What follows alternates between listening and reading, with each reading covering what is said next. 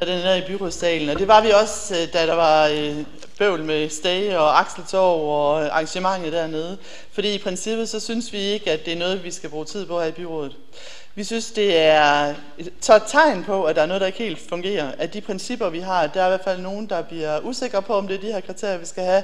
Og derfor vil vi gerne, at vi tager en snak, vi sender tilbage i udvalget, tager en snak omkring, hvad er det for nogle principper, der ligger til grund for de forskellige pladser, der nu er i byen. Vi vil nemlig gerne skabe mere liv i byen.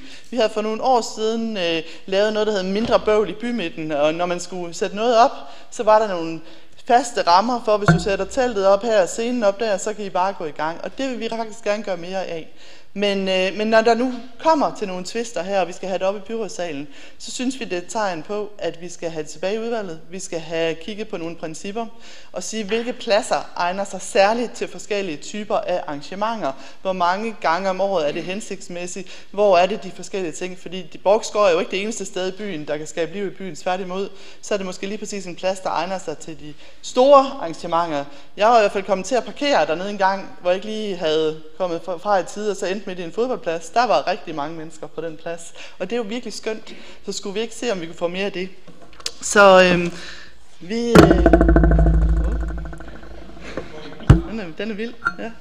Så vi foreslår, at følgende resolution, at retningslinjerne for arrangementer i Borgsgård skærpes, så der lægges fokus på et mangfoldigt brug af pladsen til større offentlige arrangementer, samtidig med, at vigtigheden af P-pladsens funktion som central parkering for byens handlende respekteres og tages med i overvejelserne af brugen.